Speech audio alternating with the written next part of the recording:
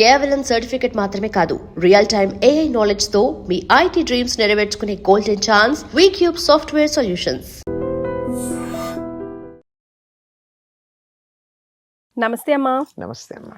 తొలి ఏకాదశి వచ్చేస్తోంది కదా. అవునమ్మా. మరి ఈ రోజు ప్రత్యేకత గురించి, మేమంతా పాటించవలసిన నియమాలు, తీసుకోవాల్సిన జాగ్రత్తలు ఒక్కసారి గుర్తు చేద్దాం. తొలి ఏకాదశి అదేమిటి, చైత్రమాసం కదా మనకి మొదటిది. దీన్ని తొలి ఏకాదశి ఎందుకంటారు? మరి ఇప్పటికిన్న అయినాయి కదా, అంతే కదా. 3 నెలలు అయిపోయినాయి. చైత్రం, వైశాఖం, జ్యేష్టం. 3 నెలల్లో 3 రెళ్ళు 6 ఏకాదశులు అయినాయి. ఈ ఏకాదశిని తొలి ఏకాదశిని ఎందుకంటామంటే చాతుర్మాస్యంలో మొదటిది. పండగలు మొదలయ్యేది ఇప్పుడే. శ్రీరామనవమి తర్వాత మళ్ళీ మనకు పండగలు ఏమన్నా వచ్చాయా? లేవు కదా. పండగలు మొదలవుతూ ఉన్నాయి. తర్వాత ఇది దక్షిణాయన పుణ్యకాలంతో సంబంధం కలిగి ఉంటుంది.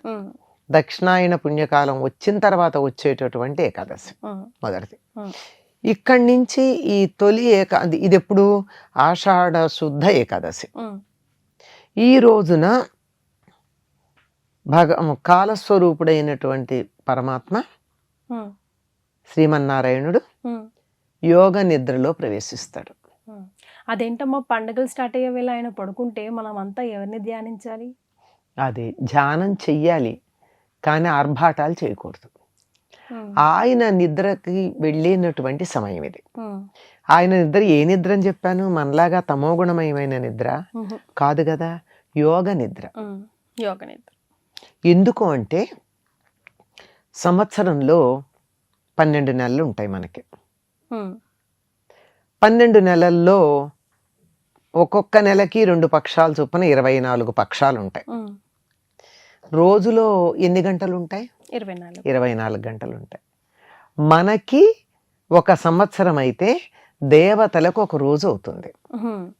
మనకి 24 గంటలు ఉన్నట్టే వాళ్ళకు కూడా సంవత్సరంలో 24 పక్షాలు, 24 గంటలు. రాత్రి ఎంతసేపు పడుకోవాలి? 8 గంటలు. 8 గంటలు పడుకోవాలి అంటే 8 పక్షాలు అంటే 4 నెలలు. ఈ 4 నెలలు చాతుర్మాస్యంగా పరిగణించడం జరుగుతుంది. సరిపోయిందా లెక్క? ఈ ఆ తర్వాత వచ్చేటటువంటి ఉత్థాన ఏకాదశి వస్తుంది కదా కార్తీక మాసంలో. అప్పుడు ఆయన నిద్ర లేవడం, ఆ కార్యక్రమాలు అవి మొదలవుతాయి. ఆ తర్వాత ఉత్తరాయణం రావడం జరుగుతుంది. కనుక ఈ తొలి ఏకాదశి నాడు యోగ నిద్ర ముద్రితుడవుతాడు గనక యతులు, సన్యాసులు మొదలైనటువంటి వారు ఈ 4 నెలలు ఎక్కడికి కదలకుండా ఒక చోట ఉంటారు. చాతుర్మాస్య దీక్ష అంటారు. అంటే 4 నెలల పాటు తీసుకునేటటువంటి దీక్ష. మామూలుగా అయినట్టయితే వాళ్ళు ఎక్కువ కాలం ఒక చోట ఉండకూడదు కదా. యతులు సంచారం చేస్తూనే ఉండాలి. ఈ 4 నెలలు అంటే వానలు పడి బాగా నదులు మొదలైన ఉధృతంగా ఉండి వాటి వల్ల వచ్చేటటువంటి వరదలు మొదలైనవన్నీ వస్తాయి కదా. ఇవన్నీ పోయేదాకా ఒక చోట ఉండాలి. తర్వాత ఆషాఢమాస ప్రారంభంలో ఇంకా గ్రీష్మ ఋతువే ఉంది కదా. ఆ గ్రీష్మ ఋతువు తాలూకు ఫలంగా ఎండలు ఉంటాయి, వర్షానికి వర్షాలు పడుతూ ఉంటాయి. ఎండలు వర్షాలు 2 కలిపి వచ్చేటప్పటికల్లా వాతావరణం చికాగ్గా ఉంటుంది. అంచేత అది సరైనటువంటి కాలం కాదు ఎక్కడికి ప్రయాణాలు చేయడానికి. కానీ ఏ ఏకాదశికి సంవత్సరంలో చేసినా చేయకపోయినా కంపల్సరీ ఈ ఏకాదశికి మాత్రం లంకనం కానివ్వండి, ఉపవాస దీక్ష మాత్రం ఖచ్చితంగా చేస్తారు, తప్పనిసరిగా చేస్తారమ్మా. ఎందుకంటే దక్షిణాయనం కూడా వచ్చేస్తుంది అప్పటికి. కనుక ఇది ఆయన యోగ నిద్రలోకి వెడుతున్నాడు అనేటప్పటికీ అందరం కూడా ఆయనకి నిద్ర పోవడానికి తగిన వాతావరణం కల్పించేటటువంటి పరిస్థితి అన్నమాట. అందుకని ఉపవాస దీక్ష చేస్తారు. ఈ నెలంతా కూడా ఈ చాతుర్మాస్యాల్లో కూడా 4 నెలలు 4 రకాల ఆహారాలు వర్జనం చేస్తారు. మా గృహస్థులకు కొన్ని నియమాలు ఉన్నాయి, యతులకు కొన్ని నియమాలు ఉన్నాయి ఈ చాతుర్మాస్యంలో. కానీ ఇది మొదటి రోజు గనక ఈ రోజున తప్పనిసరిగా ఉపవాస దీక్ష చేస్తారు. ఉపవాసం అంటే అర్థం ఏంటంటే ఏం తినకుండా ఉన్నంత మాత్రాన అది ఉపవాసం అవ్వదు. ఆ రోజు ఉండాలి అంటే భగవంతుని దగ్గరగా ఉండాలి, భగవంతుని ధ్యానం చేయాలి. ఆయన నిద్రలోకి వెళ్ళబోయే ముందు మనం ఆయన్ని ధ్యానం చేస్తూ ఆయన దగ్గర ఉంటే ఆ 4 నెలలు ఆయన మనసులో ఉంటాం కదా మనం. ఆయన లాలిపుచ్చినట్టు. లాలిపుచ్చడం అంటే అదే, నిద్రపోబోయే ముందు ఏం ఆలోచిస్తే అదే ఉంటుంది. మరి ఆయన మన గురించి ఆలోచించేటట్టుగా ఆ రోజంతా ఆయన్నే ధ్యానం చేస్తుంటే ఆయన మనసులో ఉంటాం. అందుకని ఈ రోజు తప్పనిసరిగా ఉపవాసం చేయమని చెప్తారు. సాధారణంగా ఏకాదశి ఉపవాసం చేసేటప్పుడు ఎవరైనా ఆరోగ్య పరిస్థితుల వల్ల కానీ మరొక కారణంగా కానీ పూర్తిగా ఉపవాసం చేయలేని పరిస్థితుల్లో ఉంటారనుకో, అప్పుడు ఏం చేయొచ్చు, తేలిగ్గా పాలు తీసుకోవచ్చు, పళ్ళు తీసుకోవచ్చు. ఒకటి మాత్రం తప్పనిసరి ఏమిటంటే ఉప్పు తినకూడదు. ఉప్పు, కారం, పులుపు, చింతపండు ఇవేం లేదు. ఏదన్నా కొంచెం వండిన పదార్థం తినకూడదమ్మా బేసికల్గా. వండిన పదార్థం కానీ, ఇప్పుడు ఆ మాట అంటే పాలు కూడా కాచారు కదా అని నా మనవడు ఒకసారి అడిగాడు నన్ను. అంతే కదా, అంతేగా. అట్లా కాకుండా ఆహారంలో పాకము అంటే పాలు కాచటం పాకం కింద లెక్క రాదు. అంటే దాంట్లో ఏదైనా ఇతర పదార్థాలు వేసి చేస్తాం. అయితే మనం కూర చేస్తే ఉప్పు వేయకుండా చేయలేం కదా, ఏం వేసినా వేయకపోయినా. ఎక్కువ కాకపోయినా ఇంత వేయందే కూర ఉడకను కూడా ఉడకదు. కనుక అట్లాంటివి ఏం లేకుండా పాలు, పళ్ళు. ఒకవేళ అది కూడా మాకు ఆగలేమో అని ఉంటుంది కొంతమందికి, ఘన పదార్థం కావాలి, పండు కూడా ఘన పదార్థం కాదు వాళ్ళ లెక్కలో. అటువంటి వాళ్ళు ఏం చేయొచ్చు అంటే ఉప్పు లేకుండా ఏదన్నా చేసుకుంటారు. సాధారణంగా ఉత్తర దేశంలో వాళ్ళు అయితే చపాతీలు చేసుకుని అందులో ఉప్పు లేకుండా చపాతీ చేసి దాంట్లో కొద్దిగా బెల్లాన్ని నంచుకొని తింటారు. కానీ మన దక్షిణ దేశంలో వాళ్ళకి చపాతీలు అలవాటు ఉండేది కాదు పూర్వం. అప్పుడు ఏం చేసేవారు, ఉప్పు లేకుండా ఉప్పిడి అని చేసేవారు. అదే తర్వాత ఉప్పుడు పిండి అన్న పేరు వచ్చింది, దాంట్లో ఉప్పు కూడా వేస్తాం. కానీ ఉప్పిడి, ఉప్పు లేనిది. ఉప్పు లేకుండా బియ్యపు రవ్వని నీళ్లలో వేసి, మరుగుతున్న నీళ్లలో వేసి ఉడకబెట్టుకుని అది తింటాం. అలా ఏదైనా లేదు, ఏదన్నా అందులో కొంచెం పాలు పోసుకుని తినడం. తేనె వాటర్ తాగినా ఎక్కువసేపు ఆకలి ఏదనిపిస్తుందమ్మా? ఏదో ఒకటి ఏదైనా సరే తేనె అలాంటివి తీసుకోవచ్చు. కానీ ఈ రోజు ప్రత్యేకంగా ఏం తింటారంటే ప్రత్యేకమైన ఆహారం ఉంది వాళ్ళ ఉపవాసంలో. ఇదొక్కటే నైవేద్యం పెట్టుకుని తింటారు. ఏమిటంటే పేలపిండి. పేలపిండి అంటే జొన్నలు పేలాలుగా చేసి, పేలాలుగా చేయడం అంటే ఈ రోజుల్లో లాగా మనకి పాప్కార్న్ లాగా కాదు కదా, అది వేరు. ఇది వేయిస్తారు చక్కగా, మంగళంలో వేయిస్తారు. కొంచెం పొడి పొడిగా ఉంటాయి కదమ్మా. ఏం లేదు, మొక్కజొన్నలమ్మా, కార్న్, ఎండిపోయిన కార్న్, మొక్కజొన్న. ఆ ఎండిపోయిన కార్న్ తెచ్చి వేయిస్తే అవి కూడా ఇలా విచ్చుకుంటాయి. కాకపోతే మీరు పాప్కార్న్ మిషన్ లో వేసినట్టు ఇంతంత రావు, కొంచెం చిన్నగా వస్తాయి, బానే వస్తాయి. కానీ అది వేయించే తీరు బట్టి చేత అయినటువంటి వాళ్ళు, ఇంకా కొంతమంది బాగా జాగ్రత్తగా చేయాలని చెప్పి ఇసుక అడుగున వేసి పైన వేయిస్తారు. కానీ ఇసుక వేసినప్పుడు కొద్దిగా అలా పువ్వులాగా విచ్చుకున్న దాంట్లో ఇసుక గుచ్చుకునే ప్రమాదం ఉంటుంది. అందుకని జాగ్రత్తగానే ఉండాలి. వేయించి దాన్ని దంచుతారు, దంచి బెల్లం వేసుకుని తింటారు. ఈ రోజు తినేది పేలపిండి. అమ్మ, నేను ఒకటి విన్నాను, అంటే ఈ జనరల్ గా కొంతమంది ఏం చేస్తారంటే ఆకలి వేసేస్తుంది స్నానం చేస్తే ఇప్పుడే అని చెప్పి సాయంకాలం చుక్క వచ్చిన తర్వాతే మనం స్నానం చేసి అప్పుడు కానీ ఏదైనా తిందాంలే అని ప్లాన్ చేసుకుంటూ ఉంటారు. కానీ వన్స్ మనం స్నానం ఆచరించాము అని అంటే ఆ రోజు సాయంకాలం ఉపవాస దీక్ష విరమించినట్టే అంట కదా. అవునా? అట్లా ఏం లేదమ్మా, కానీ పొద్దున్నుంచే చేయకపోవడం తప్పు. అచ్చా, స్నానం చేస్తూ ఉపవాస దీక్ష విరమించినట్టేం కాదు. ఇప్పుడు పొద్దునే స్నానం చేయాలి. నిజానికి ఉపవాసం అంటే ఆ రోజు మొత్తం దైవధ్యానంలో ఉండాలి అంటే స్నానం చేసి కదా చేస్తాం, చెయ్యాలి. కానీ ఈ లోపల ఏదన్నా కార్యక్రమాలు ఉన్నాయనుకో, కాలకృత్యాలు, అవి చేసినప్పుడు స్నానం చేస్తాం కదా. అంచేత స్నానం చేస్తే ఉపవాస దీక్ష విరమించినట్టని నేను ఎక్కడా శాస్త్రంలో చదవలేదమ్మా. ఓకే, సో అదేం కాదు. కొన్నిటికి ఉన్నాయి కానీ దీనికి కాదు. ఉదాహరణకి రాత్రి 12కో 11:30, 12 ఆ ప్రాంతాలు పెళ్లి అవుతుంది అనుకో, ముహూర్తాలు అప్పుడు ఉంటే, అప్పుడు మళ్ళీ తెల్లారుజామున కంటిన్యూ అవుతూ ఉంటాయి కార్యక్రమాలు. అంటే వైదిక పద్ధతిలో చేసుకునే వాళ్ళకి సంప్రదాయంగా కంటిన్యూ అవుతూ ఉన్నాయి. 12 దాటిపోయింది లేకపోతే 2 అయిపోయింది కనుక మేము మొహం కొడుకుని స్నానం చేసి వస్తామని వాటికి వెళ్ళరు. అట్లాంటివి కొన్ని యజ్ఞ దీక్షలు వాటికి ఉంటాయి తప్ప వీటికి అట్లాంటిది స్నానం చేస్తే అయిందని కాదు. అసలు పొద్దున్న నుంచి స్నానం చేయకపోవడం చాలా తప్పు. ఏకాదశి నాడు తప్పకుండా చేయాలి కదా. అయితే అమ్మ సైంటిఫిక్ రీజన్స్ కూడా ఉన్నాయి ఏకాదశి రోజు మనం ఉపవాస దీక్ష ఎందుకు చేస్తాము అన్న దానికి కదా. మరి ఈ రోజు అస్సలు తీసుకోకూడదు, అస్సలు చేయకూడదు అన్న పనులు.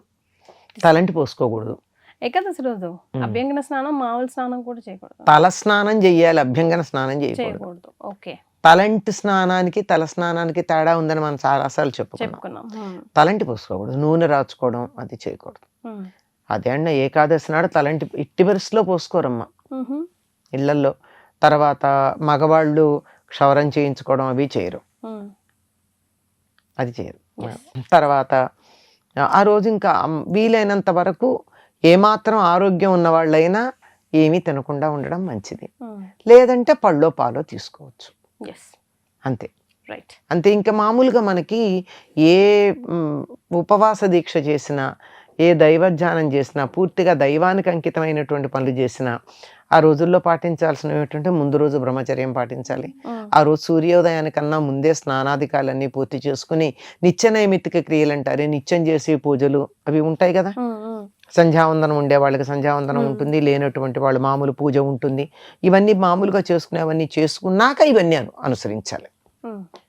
అంతే. వీలైనంత వరకు ఎవరిని తిట్టకుండా ఉండడం, దెబ్బలాడకుండా ఉండడం, అబద్ధం ఆడకుండా ఉండడం, ఇవన్నీ కూడా మనకి వ్రతాల్లో పాటించాల్సిన నియమాలు. కానీ అవి మాత్రం మర్చిపోతాం మనం, అంతే. మీ మోస్ట్ ఫేవరబుల్ డేస్ లో one of the day Guru Purnima. Guru Purnima వచ్చేస్తుంది కదా, మరి ఈ రోజు మేమంతా ఏం చేయాలో చెప్పరా మాకు. గురు పూర్ణిమ అంటే వ్యాస మహర్షికి గురుస్థానం ఇచ్చి పట్టాభిషేకం చేసిన రోజు గురు పూర్ణిమ. అంటే ద్వాపర యుగం చివరి నుండి గురుస్థానంలో ఉన్నటువంటి వాడు గురు వ్యాస మహర్షి. కృష్ణద్వైపాయనుడు ఆయన పేరు. ఆయన వ్యాసపీఠం మీద కూర్చోబెట్టారు, అది పీఠాధిపతి. పీఠాధిపతి అంటాం కదా మనం, వ్యాసపీఠానికి అధిపతి ఆయన. ఆ రోజు ఆయనకి ఆ పదవి ఇవ్వడం జరిగింది కృష్ణద్వైపాయనుడికి. అప్పటి నుంచి ఆయన వేదవ్యాసుడు అయ్యాడు. ఆయన చెప్పిందే వేదం, వేదాన్ని ఆయన చెప్పాడు. రెండు ఒకటే తెలుసా? కొంతమందికి రెండు తేడా వస్తాయి. నేను చెప్పిందే వేదం అంటే అబద్ధం చెప్పినా నువ్వు వినాలి అని అర్థం కాదు. వేదమే ఆయన నోటి వెంట వచ్చింది, ఆయన చెప్పిందే వేదం, అది. అటువంటి వ్యాసుణ్ణి అర్చించుకునేటటువంటి రోజు, అంటే వేదాన్ని అర్చించినటువంటి రోజుగా చెప్పుకోవాలి. అటువంటి రోజున మనకి ఇప్పుడు వేదవ్యాసుడు దొరుకుతాడా? లేదు. కనుక మనకి ఎవరు గురువో ఆ గురువుని ఈనాడు అర్చించుకున్నట్టయితే వేద విజ్ఞానం మనకి కరతల అమలకం అవుతుంది, మన కళ్ళ ముందు కనపడుతుంది. లేకపోతే చదువుతాము, అక్షరాలు ఉన్నాయి, పదాలు ఉన్నాయి, ఏదో డిక్షనరీ మీనింగ్ తెలుసు, అంతేగాని అసలైనటువంటి అర్థం బోధపడదు. అసలైన దాంట్లో ఉన్నటువంటి యథార్థ తత్వం ఏదైతే ఉందో అది అర్థం కావాలంటే వ్యాసుడి యొక్క అనుగ్రహం ఉండాలి.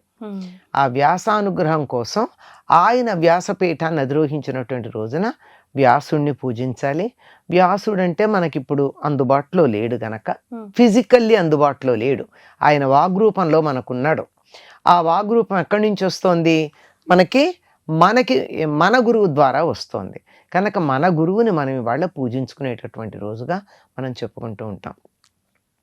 ఈయన ఏమని చెప్తారు? సదాశివ సమారంభాం వ్యాసశంకర మధ్యమాం అస్మదాచార్య పర్యంతాం వందే గురు పరంపరాం అని గురు పరంపరనంతా మనం వెళ్ళి ప్రార్థించుకుంటాం. ఈ సదాశివ అనడానికి కొంతమందికి పాపం ఇబ్బందిగా ఉంటుంది, వాళ్ళకి మనసొప్పదు. అంతే, సదాశివుడిని మేము తలచాం. అలా ఉన్నవాళ్ళు నారాయణ సమారంభం అని చదువుతారు దీన్ని. నారాయణ సమారంభం వ్యాసశంకర మధ్యమాం. ఆ వ్యాసశంకర దగ్గర కూడా మార్చుకునేవాడు మహానుభావులు కొంతమంది ఉన్నారు, వారి చాదస్థానికి నమస్కారం. వ్యాస శంకర మధ్యమం, అక్కడి నుంచి తర్వాత మనకు అందించింది ఎవరు? నారాయణుడి నుండి వచ్చినటువంటి వాడు వ్యాసుడు. వ్యాసుడు తర్వాత మనకి జ్ఞానాన్ని అందించింది శంకర్లు, వాళ్ళు మధ్యలో ఎంతమంది ఉన్నారో తెలియదు కానీ అస్మదాచార్య పర్యంతం, నా గురువు గారి వరకు ఉన్న గురు పరంపరకి నమస్కారం. గురువులు ఒక క్రమంగా ఉన్నారు, అమ్మా. మామూలుగా కూడా గురువులు మనకు ఒక వరుసలోనే ఉన్నారు. అక్షరాలు నేర్పించినటువంటి ఎల్కేజీ టీచర్ దగ్గర నుంచి ప్రతి క్లాస్లో ఒక్కొక్క గురువు ఉండి చివరికి మనకి మన జీవిత లక్ష్యం చూపించినటువంటి గురువు, మంత్రోపదేశం చేసిన గురువు దాకా ఇంతమంది ఉన్నారు. అమ్మా. వీళ్ళందరిలో ఎవరు తక్కువ? మొట్టమొదటి అక్షరాలు నేర్పించకపోతే పదాలు చదవగలమా? పదాలు లేకపోతే వాక్యాలు చదవగలమా? వాక్యాలు రాయడం రాకపోతే పుస్తకాలు చదవగలమా? అర్థం చేసుకోగలమా? ఇలా అందరికీ ప్రాధాన్యం ఉంది. కనుక గురు పరంపర, గురువుల యొక్క క్రమం, ఒక వరుస. వీళ్ళలో ఎంతమందో నాకేం తెలుసండి, నా గురువు తెలుసు, గురువు తెలుసు, పరమ గురువు అంటారు. ఆయన గురువు గారి పేరు కూడా తెలిసిన పరమేశ్వర గురువు అంటాము.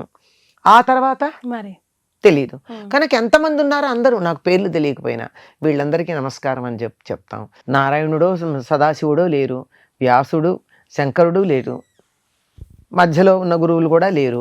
అస్మదాచార్య పర్యంతం అన్నాం కదా, నా గురువు గారి దాకా అన్నప్పుడు నా గురువు గారికి నేను నమస్కారం చేసుకుంటా. నేను గురువుగా ఎవరిని భావించుకుంటానో ఆయన్ని పూజించడం ఈనాడు చేయాల్సిన పని.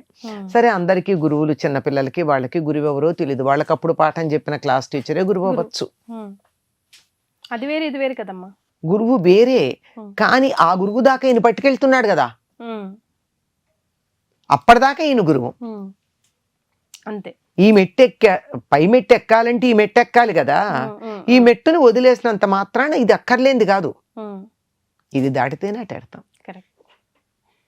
కనుక ఇప్పుడు నాకు ఆ గురువుకి ప్రతీకగా ఈ గురువుని, అసలైన గురువు ఎవరో, నా గురువు ఎవరో నాకు తెలియదు అనుకో, నాకు ఈ పాఠం చెప్పిన గురువునే ఆ గురువు ఎవరో తెలియని గురువుగా భావించుకుంటే క్రమంగా వెడతాం మనం అక్కడికి, వెళ్ళడం జరుగుతుంది.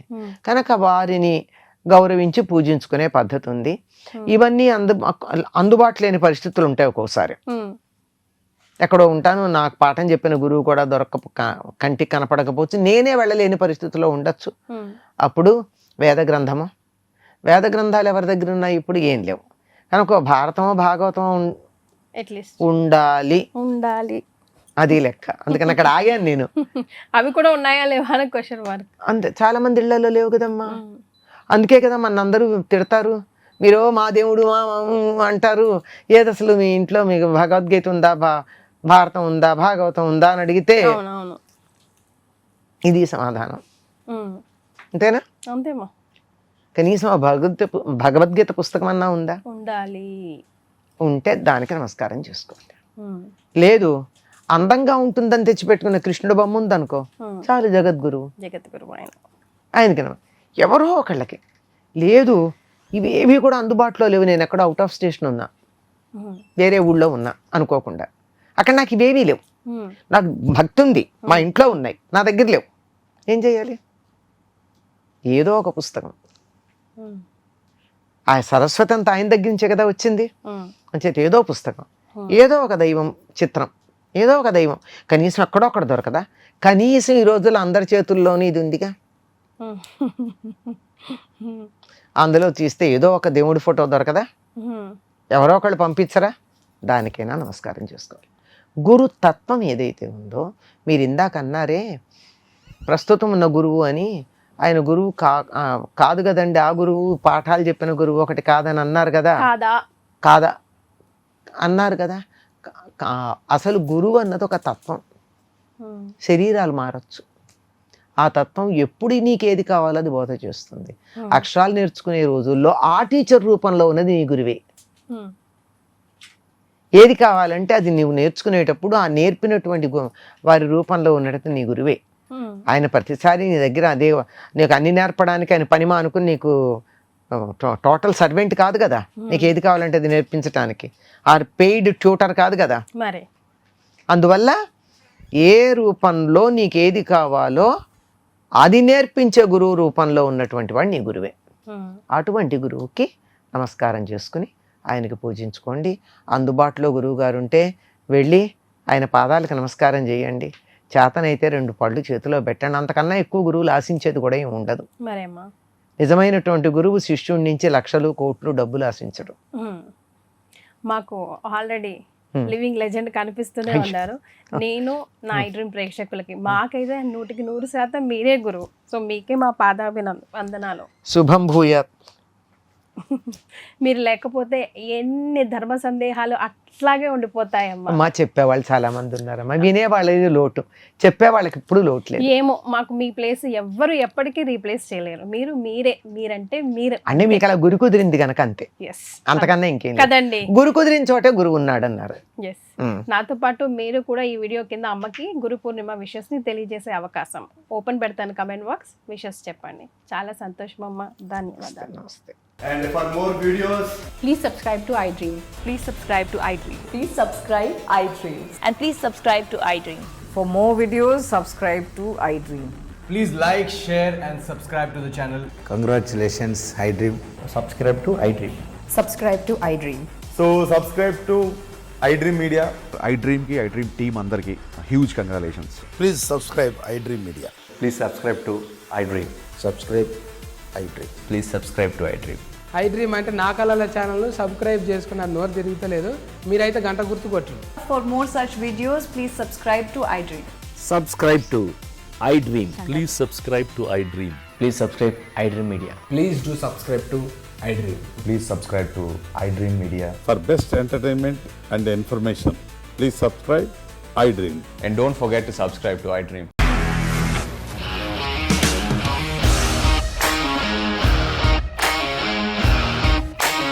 ఇండస్ట్రీలో కమిట్మెంట్ ఇష్యూస్ వస్తే నీకు కూడా వచ్చినట్టు మార్నింగ్ తీసుకెళ్ళారంటే కొట్టి పడేస్తారు.